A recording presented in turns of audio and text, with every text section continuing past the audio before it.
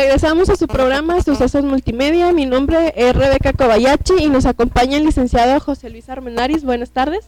De Derechos Humanos. Muy buenas tardes al auditorio. Él nos va a hablar sobre todos los sucesos del año 2011 en cuanto a derechos humanos. Sí, bueno, mira, comentarte que durante este año que acaba de concluir, los esfuerzos mayormente de la comisión los estuvimos desarrollando en el tema de la promoción, la difusión y la enseñanza de los derechos humanos, enfocados básicamente a nivel primaria y nivel secundario. Estuvimos recorriendo alrededor de 30 municipios en el estado, donde cubrimos la totalidad de las escuelas primarias y secundarias en la zona rural y zona urbana, trabajando básicamente temas de derechos humanos, cultura de la legalidad y educación para la paz. ¿Qué objetivo básicamente persigue? El objetivo básico es reforzar la enseñanza de los derechos humanos dentro del sistema educativo, aportar materiales que vengan a complementar la actividad que ya vienen desarrollando en estos temas los maestros y las maestras dentro del aula, pero también que ese material en un momento dado lo lleven los niños y las niñas y los jóvenes a sus casas, lo comenten con sus padres. Adicionalmente, de estas jornadas que nosotros denominamos bajo un lema que entregamos una regla que tiene una leyenda que dice: la regla es cumplo mis responsabilidades y que respeten mis derechos, y el objetivo es enseñar derechos y responsabilidades de forma simultánea, es decir, que la niña y el niño consideren que para mantener vivos y estar legitimados para reclamar el cumplimiento de derechos, se requiere de nuestra parte también cumplir con responsabilidades. Es importante mencionar que los derechos humanos, tanto valores, las obligaciones que se tiene uno como ser humano, se deben inculcar desde que uno está pequeño, para que ya día con día, agarrar experiencia, saber a qué tenemos derecho y a qué tenemos obligación de hacer. Así es muy importante este aprendizaje desde los primeros años en el ser humano, ¿no? Para que captemos que el vivir en sociedad lleva consigo responsabilidades de cumplir obligaciones, cumplir responsabilidades, y que esos derechos van de la mano, responsabilidades y derechos van de la mano, y que no se pueden separar. Entonces, este esquema es muy importante, ese esquema de enseñanza, y es una forma de contribuir enormemente a la cultura de la legalidad. Para usted, ¿qué es un derecho? Bueno, mira, un derecho es una prerrogativa que tiene toda persona y que va dirigido básicamente a la satisfacción de necesidades. ¿Cuáles necesidades? Aquellas que garantizan en la persona su desarrollo pleno. Entonces, de ahí entonces que el conocer los derechos es un elemento imprescindible para poder garantizar en la persona su desarrollo. El no conocer derechos, el no poder acceder a derechos, básicamente ¿en qué se va a traducir? Se traduce en elementos de exclusión hacia la persona que de alguna forma le va a repercutir en su desarrollo. Entonces, de ahí entonces que los derechos es un elemento importantísimo en el desarrollo de las personas, el que las personas conozcan sus derechos, defiendan sus derechos, difundan sus derechos, es un elemento imprescindible para ir forjando en el individuo esa condición de ciudadanía.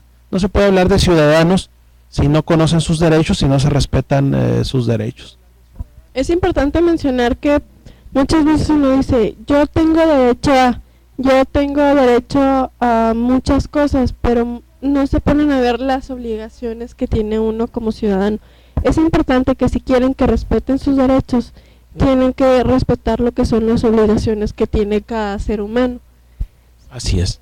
Definitivamente, muchas veces asumimos una actitud en la que queremos todos los derechos y queremos muy pocas responsabilidades. Entonces, de ahí De ahí que este lema que te señalo, que es parte de la campaña, que hemos denominado la regla es: cumplo mis responsabilidades y que respeten mis derechos. Y el objetivo es enseñar que va de la mano el derecho y la responsabilidad, que no se puede reclamar exclusivamente derechos, porque los derechos míos se traducen en obligaciones y responsabilidades hacia los demás, pero los derechos de los demás se traducen hacia mi persona en responsabilidades u obligaciones. Entonces, para que funcione este esquema del respeto de derechos, se requiere cumplimiento de obligaciones y de responsabilidades. Cabe mencionar que nos platicaba que va dirigida esta campaña a las generaciones pequeñas, ¿verdad? Así es, básicamente está enfocado a nivel primaria y a nivel secundaria. ¿Se hacen pláticas, exposiciones? ¿Qué es lo que se hace dentro de esta campaña? Bueno, se visita aula por aula, se tiene una plática con los alumnos, con las alumnas en el aula, se les hace entrega de una serie de materiales en los que va una regla, va una serie de trípticos, va una serie de cuadernillos alusivos a los derechos humanos, como un material para que quede en el alumno, en la alumna ese material, pero también hay material que se entrega a la escuela y material que se entrega a los maestros, que básicamente sirva para reforzar lo que se ve, porque bueno, en el aula, ¿qué te gusta? Puedes durar 10, 15 minutos, pero esa información tiene que ser reforzada posteriormente por los profesores, entonces se les hace entrega también a ellos de material para reforzar esa enseñanza. Para los maestros, ¿no hay un tipo de capacitación acerca de todo lo que tiene que ver con los derechos humanos, las obligaciones que tienen los individuos? Bueno, adicionalmente a esto que trabajamos con los jóvenes y con la niñez, para nivel magisterio, la comisión tiene otros talleres que se dan exclusivamente ya a los profesores, a las profesoras, que son de diferentes temas. Uno es, desde luego, que son los derechos humanos, que es la Comisión Estatal de Derechos Humanos. En otros se trabaja lo que es mediación, resolución no violenta de conflictos, educación para la paz. Y en otros talleres adicionales se trabaja cultura de la legalidad o formación cívica y ética, como una forma de complementar a los maestros y a las maestras, ofertarles otros materiales que refuercen lo que ya contienen los propios textos, los libros, los libros de texto, y la información que se les proporciona en el aula de forma directa a los alumnos. ¿Esta campaña sigue en pie? ¿Tiene un cierto tiempo para seguir? ¿Cómo se maneja? El objetivo es continuar el 2012. El próximo lunes estaremos arrancando esta campaña en el municipio de Mioqui y estaremos trabajando durante esa semana a su vez en Julimes y en Rosales. Y el objetivo es en el primer semestre de este año tratar de cubrir la totalidad de los municipios en el estado. Sobre todo sí es muy importante, como les comentábamos, fomentar los derechos, las obligaciones que tenemos todos los seres humanos para los jóvenes, que son las generaciones a futuro para esta sociedad. Si queremos un cambio en esta sociedad, se tiene que empezar por los más pequeños, porque igual son los que más aprenden hoy en día. Claro, son los que más aprenden y es la mejor forma de proporcionarles una herramienta a temprana edad. Una herramienta que, como decíamos, les va a servir para su desarrollo, les va a servir para abrirse paso en la vida, les va a servir para su formación como persona, como individuo, y a un futuro y corto plazo a su formación como ciudadano o como ciudadana. Aparte de esta campaña, ¿qué fue lo que se hizo aparte en lo que fue el largo año 2011? Bueno, en el 2011 se trabajó bastante intensivamente con los elementos de las Fuerzas Armadas. Se dio capacitación a más de 7,000 elementos de las Fuerzas Armadas, que en 13 diferentes plazas que tiene la Secretaría de la Defensa Nacional en el estado, como una forma de reforzar el respeto a los derechos humanos por parte de elementos del ejército.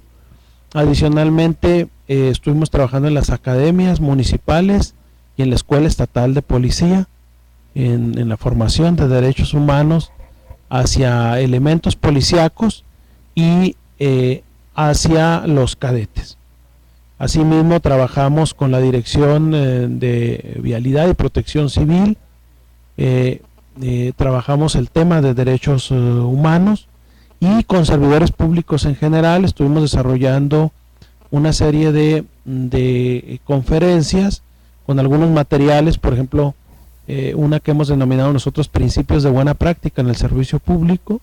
Estuvimos trabajando con ellos también, con independencia desde luego de atender todas y cada una de aquellas quejas que se presentaron, y que bueno, estamos hablando de alrededor de 888 quejas que fueron recibidas durante el 2011.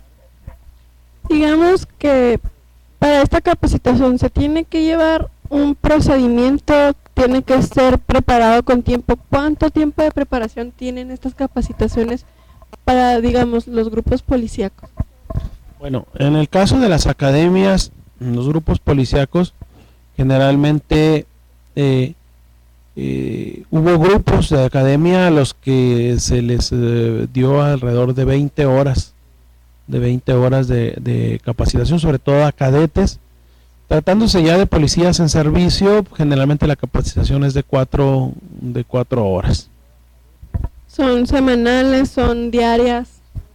Bueno, en el caso de cuando son muy intensivas, procuramos que haya un diferimiento en los días para que no se traduzcan en unas intervenciones que no tengan un impacto pedagógico, sino tratar de hacer un diferimiento, y generalmente nos ajustamos a los propios requerimientos, a los parámetros que señala muchas veces la propia Escuela Estatal de Policía, o los compromisos que se asumen entre el gobierno federal de estar actualizándose los cuerpos de seguridad, y aquí generalmente son de manera periódica, generalmente son cada 3 meses. Comentábamos días atrás sobre las academias de las nuevas generaciones de policías. Entran alrededor de 256 elementos a esta capacitación, de los cuales se quedan 80 personas que están muy bien preparadas para, digamos, la seguridad social, que es a lo que se van a dedicar durante largo tiempo, que saben qué responsabilidad toma. ¿Qué opina respecto a esto? Bueno, mira, definitivamente tiene que ser un proceso riguroso, ¿no? Tiene que ser un proceso riguroso, y solamente deben de quedar los más capaces y los que tengan más actitudes para desempeñar la función, porque pareciera algo simple, ¿no? Pareciera que el ser policía, el ser agente de vialidad, es un trabajo simple, pero en el fondo es un trabajo complicado, porque son servidores públicos cuya función básica es estar identificando y señalando faltas a la ley o faltas a los reglamentos que cometa el resto de la ciudadanía. Entonces es un trabajo complicado, es un trabajo delicado, y por lo tanto se tiene que tener una capacitación intensiva que venga a garantizar que el servicio que van a prestar es un servicio de calidad. Entonces se tiene que cuidar el aspecto de la formación, el aspecto académico, pero también se tiene que cuidar el aspecto de la honorabilidad. Es decir, no basta con traer un elemento de policía debidamente capacitado, pero que en el tema de su conducta moral, de honorabilidad, pues es muy cuestionable. Tiene que ir de la mano los dos aspectos, la formación académica y desde luego también el elemento moral y ético en la prestación del servicio. Hablando ahorita de seguridad, ¿qué opina de todos los comentarios que se han hecho acerca de la inseguridad que vivimos aquí en el estado? Bueno, del 2008 hasta el 2011 fue una situación muy difícil. Nosotros vemos que ya del segundo semestre del 2011 hay un descenso importante en delitos de alto impacto, y que esperamos que esta tendencia se siga consolidando y vaya en decremento durante 2012. Fue un año complicado, sin embargo fue un año de cambios positivos que se vieron reflejados.